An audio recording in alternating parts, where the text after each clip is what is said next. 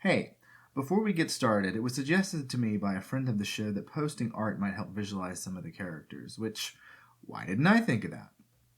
It doesn't get as much airplay as Greek or Norse mythology art, but Irish mythology has been a popular forum for a lot of great artists over the ages, including Arthur Rackham, famed illustrator of myths and fairy tales. I'll start sharing this on social media and probably dedicate each week to certain characters, tales, or groups of characters, since triple deities are a big deal among Irish gods. Alright, enough of that. Previously on Goddessy.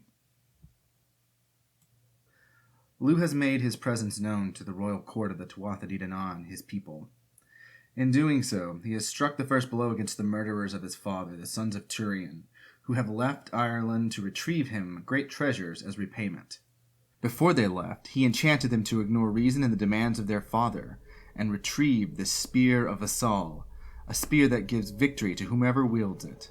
Despite such victories, Lugh was assaulted by mysterious figures dressed in the royal colors of King Brez, led by a mysterious figure dressed in black. Welcome to Goddessy, Episode 10, The Man in Black.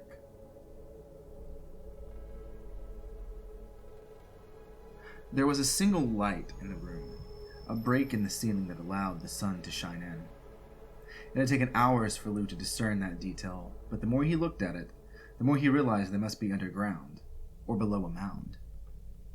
He was bound, not in mere hemp rope, but in something stronger, for this was an enchantment. He struggled, this time more conscious than he had been these past days? Was it days?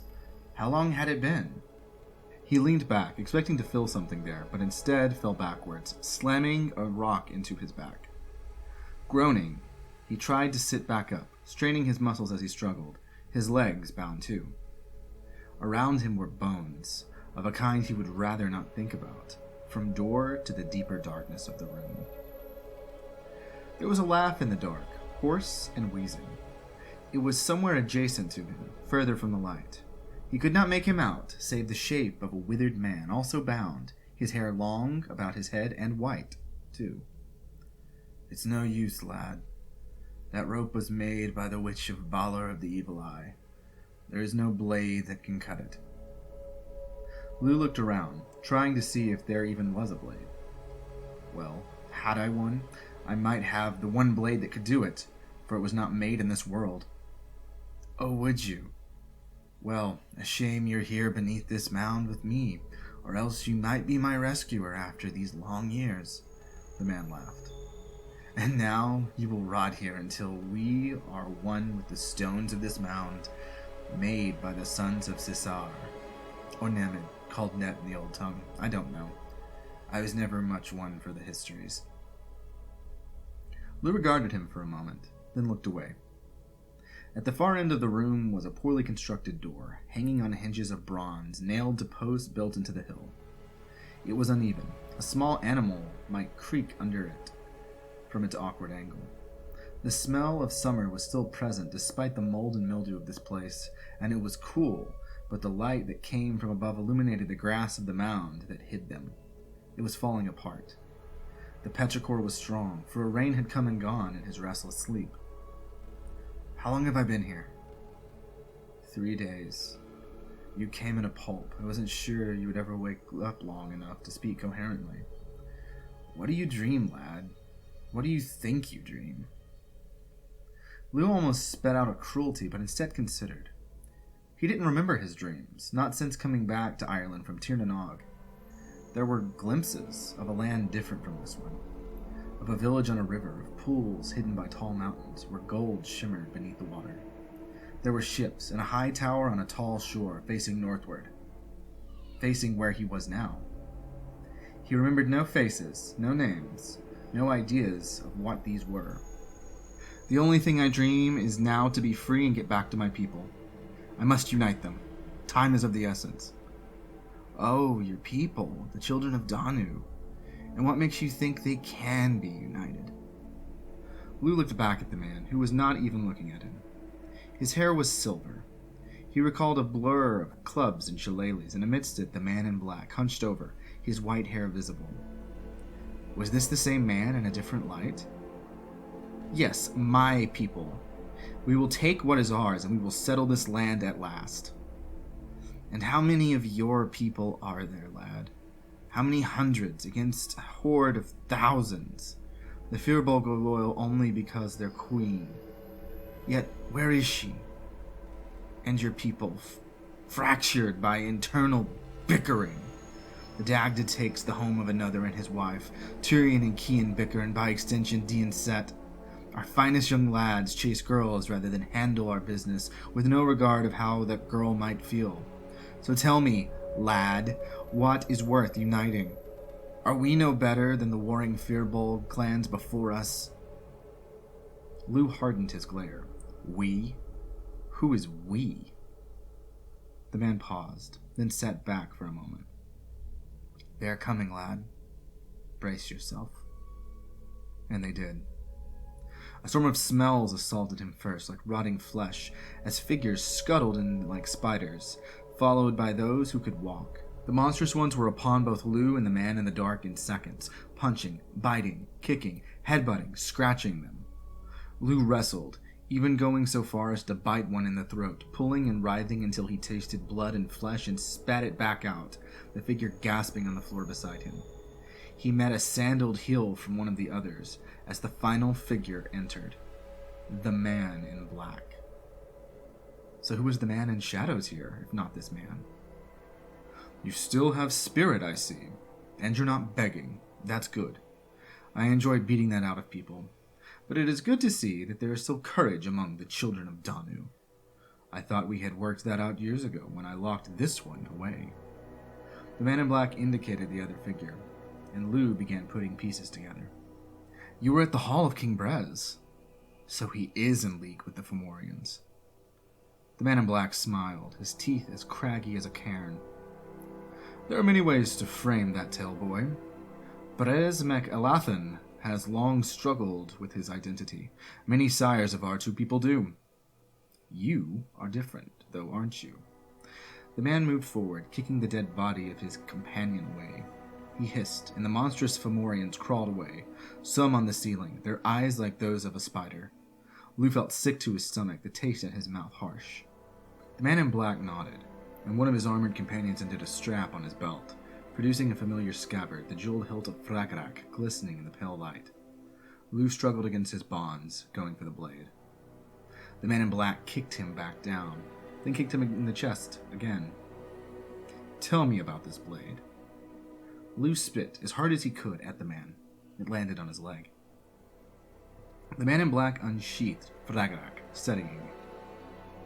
My grandson said that this is the blade of Mananan MacLear, king of Tir na Nog. That you were fostered there, and that your foster father gave you this blade. Anyone who points this sword at their foe must answer any question asked of them. Is there a command word for that power, or does it merely work? He pointed the blade at the man in the shadows. Who is king of the Tuatha Dé Danann? The man answered without pause. Brez Mek Elathan. The man in black asked another question. Have you ever had a son? The man paused, then answered. No. Then why did you pretend to have a boy who died during your war with the Firbolg? The man struggled once again.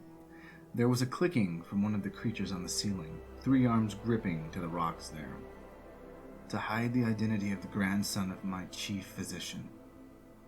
The man in black smiled, then turned to Lugh. Lugh felt the blade upon him, pointed at him. He was at its mercy. What is your name, boy? Lugh tried to hold his tongue, to insult the man, but only the truth came out. I am Lugh, son of Kian, fostered with Taltu, queen of the Firbolg, Kavita the smith of the Tuatha Dé Danann, and Mananan MacLear, lord of the sea. I am Lugh, son of Ethniu, daughter of Balor of the Evil Eye. The men behind the cloaked figure in black all gasped, speaking to one another. The monstrous Fomorians on the ceiling hissed. So you did survive. The fairy woman brought you to him, and you survived. How did you escape the sons of Yokid? Lugh still resisted, but gave only the truth. The fairy woman, Birog, carried me to Tir na Nog before they could slay me. I was permitted to return once my fostering was complete. The man considered. There was something familiar to him there, a hideousness that almost betrayed beauty. Who had he seen that had the same look like this? Was it in the eyes? Who was his grandson that he had mentioned? The man in black considered both men a moment longer, then pointed the blade back at Lugh. What is your destiny? To free my people, slay Balor of the Evil Eye, and lead us to conquest of Ireland. The man smiled, removing the blade's point from Lugh's direction. Would that you could, but instead here you will rot, for I cannot permit you to leave as much for my own skin as any reason I might spare you. But let me correct a general idea that you seem to have, that Balor is our king. No, Lugh, son of Ethniu, you are not the grandson of the king of the Fomorians, merely our greatest chief. Our king is Indek MacDomnan, and he rules our many tribes. I think that he would like to meet you, son of Cian. The man in black pointed Fragarak at his companions. Will you tell what you've seen here today? The first shook his head. I will not. The second nodded. I am forced to, for I answer to Balor's witch. The man in black cut him down without a second thought. The first man did not flinch at all. Then, for good measure, the man in black slew the monstrous Fomorians there in one fell swoop, before wiping the blade clean. Enjoy the stench, son of Cian. When next we meet, you will have many questions for me, I am sure. I will have them for you, too. The two survivors stripped the weapons off of their dead companion, turned, and left the room, shutting the door behind them. Silence fell there for quite some time, and it was not long before the smell rose off of the monstrous Fomorians, whose bodies seemed to deteriorate more quickly, a black ooze emerging from their wounds. Lugh fought the smell, not wishing to become accustomed to it. So you're Cian's boy, are you? Lugh did not look at the man in the shadows, but nodded. I am. And does your father know you've returned? Lugh looked at him. My father is dead at the hands of the sons of Turian. And who are you? The man who is going to free you, but you need to listen carefully. Once you leave this place and get your bearings, where will you go? Lugh considered. If they knew he escaped, they would go instantly to Dien Set. I do not know. Nowhere is safe for me right now, I should think, especially if they know I have escaped. Indeed, but you needn't worry. This place will have 2 guards outside of it. Can you slay them both without a weapon? Lugh nodded. Then do it. If you want to rally the people, your best bet is your father's greatest enemy, Turian. They will unite behind him. You will need the Dagda and Ogma, too. Do you know where they are bound and kept? Only Ogma. The Dagda is unknown to me. Someone will know. Angus, most likely. With the Dagda and Ogma, you will have the 2 wisest of men of the court behind you. Coupled with Bridget, you can discern a way to unseat Brez. His father will not like that. Lugh put the pieces together at last. Our captor is Brez's father, isn't it? He is Alatha, who was tasked with murdering you and your brothers at your birth. It was also Alatha who lied to Balor regarding your survival. Why? The man in shadow shrugged. Why did he have a child with our people? Why does Brez obey his father? These are questions you will have to find the answer for yourself. From the shadows, his eyes lit up, pure white things, and Lugh felt the binds on his legs and arms grow hot and then burn to nothing, leaving only marks on his arms where there used to be. Lugh sat up and rubbed his wrist. Who are you? Why do you do this? Because I still believe in destiny, if I believe in little else. You need to go now, in case they double back.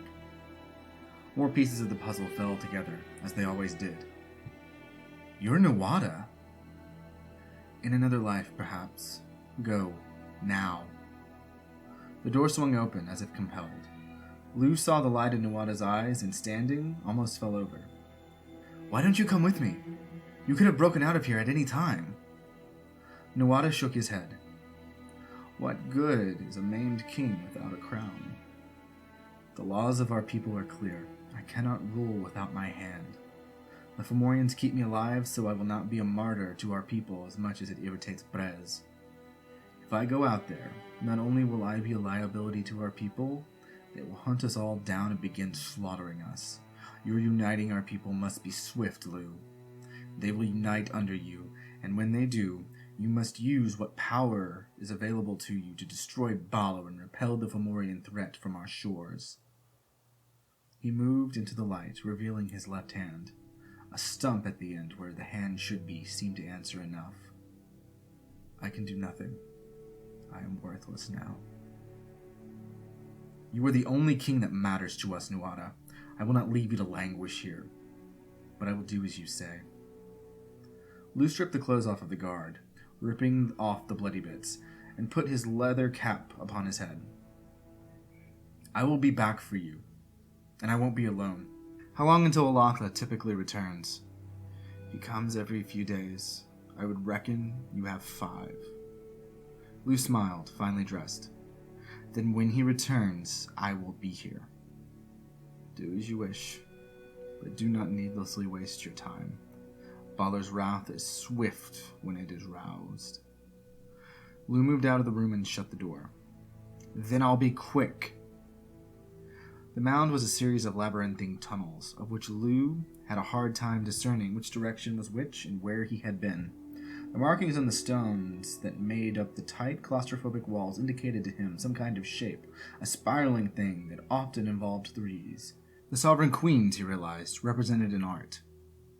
So they were known even to the earlier generations. Each series of invaders brought their own power, but recognized the power innate to the land itself. When at last he found the tunnel that led out of the mound, he took a stone for a weapon, ready to bludgeon in the heads of the guards. But no guards greeted him. Only skeletons and spears. Above, 3 ravens circled. Lugh nodded to them. I will do as he says. Lead me to Turian's home. The ravens cawed and caught a southerly wind. Lugh followed with haste, as fast as feet would carry him.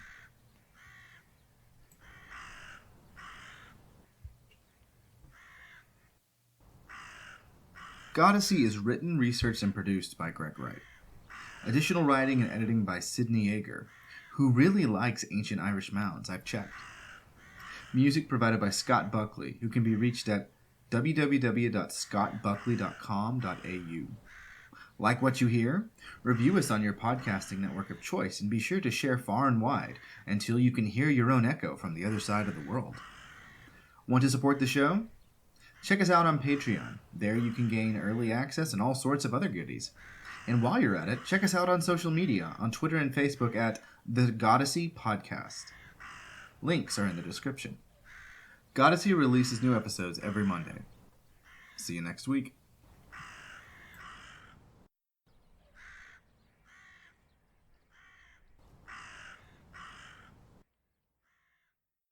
Want to support the show? Anything helps.